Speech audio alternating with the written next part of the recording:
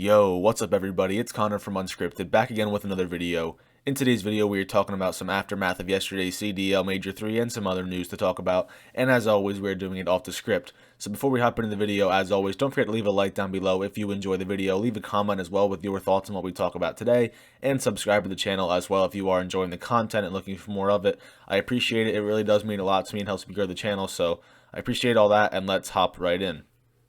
Here on screen we have the updated standings following the major. Atlanta Phase now in a commanding lead, 100 points ahead of the New York Subliners. They are probably, if they play like that, they will no doubt they will lock down that 1 seed heading into champs. Subliners all the way up to second now, following their success at the major. Dallas still hanging on to third somehow, despite their top 8 placement and their struggles lately. Ultra 4, OpTic 5, LA Thieves 6. Rocker and Florida holding on to those last 2 spots for champs right now with 130 and 120. And then the bottom 4 still a little bit of a distance away from that top 8 seeding. So, a team like London stands out to me because this really shows how much they fell behind early in the year. They really played well. They got top 8 at champs or at the major, which obviously is not great, but it's really good for them. And they're still 50 points behind the 8th place team. They just put themselves in such a big hole at the start of the year that even though they're playing better right now, it's pretty tough to envision them finding their way in the champs. But crazier things have happened. You know, the Rocker are struggling right now. Florida probably underperformed a little bit at the major compared to their group play, so London could have a chance, but they really got to get going. And speaking of London, I think this might really hurt their chances. According to Crone, I'm told Ravens could be in for another roster switch heading into Stage 4. Zaptius' contract is likely expired, and Alex could make his way back to the starting roster. Alex went back home for personal reasons all the way in March.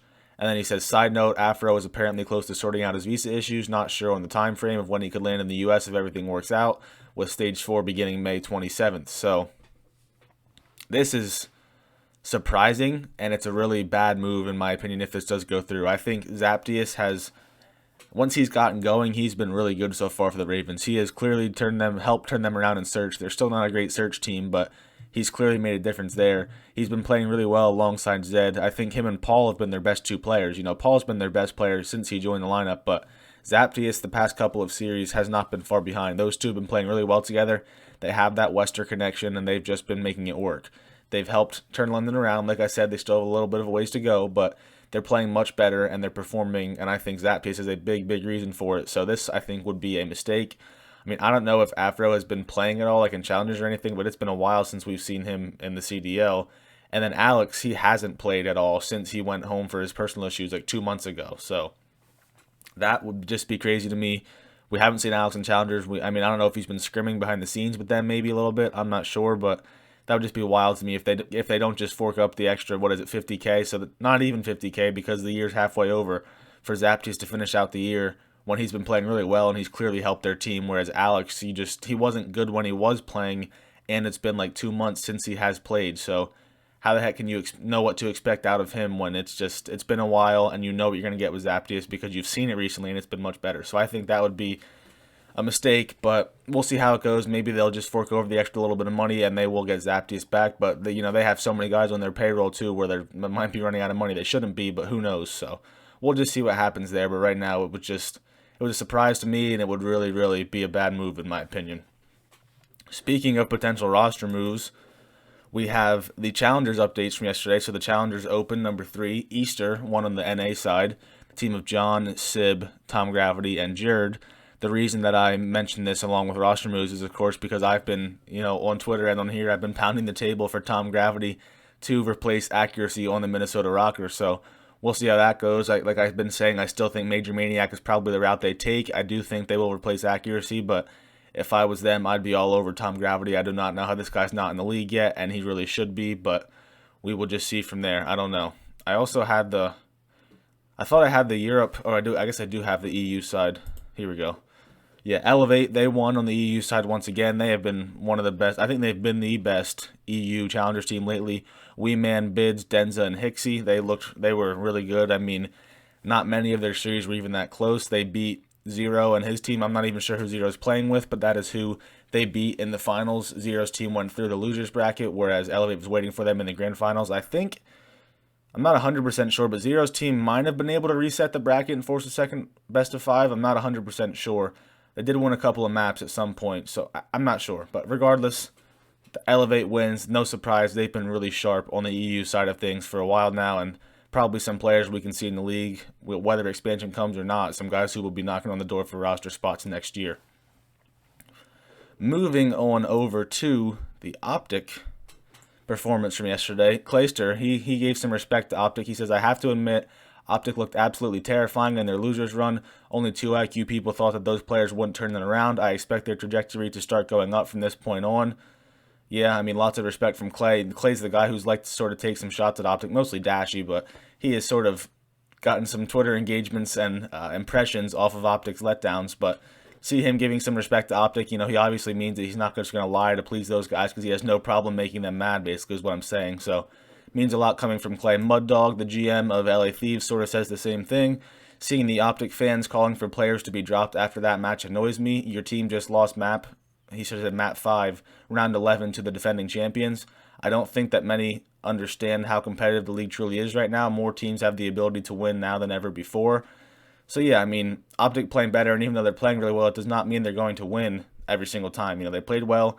If they play like that consistently the rest of the way, they will put themselves in plenty of positions to win. Maybe they can even take a major, who knows, but they'll be right there if they keep playing that way. It's just, I don't know how any OpTic fans, I am an OpTic fan, I'm not like a crazy one, but I don't know how anybody can be upset with that performance after like what we saw their expectations were, where they were just playing really badly. They couldn't beat any top teams. They still didn't technically beat any of the top teams, but they looked sharp against Dallas and Florida, especially. They just dominated both of those teams who aren't terrible, so it was an impressive showing from them. They will build on that moving forward for sure. Scumpy does appreciate the love too, if this would load. He says, just wanted to say thank you for all that were supportive despite the loss. It can get a bit toxic sometimes, and to see all the love was refreshing. Proud of the team and know how capable the squad is. Yeah, I noticed that too. Scumpy's mentions usually on fire after a loss, but they were pretty supportive this time around just because, like I said, I think everybody didn't even expect OpTic to be in that spot in the first place, so it was just sort of like, oh, okay, they're playing well, hats off to them, and it was good to see. But I do think we figured out the reason for the OpTic loss.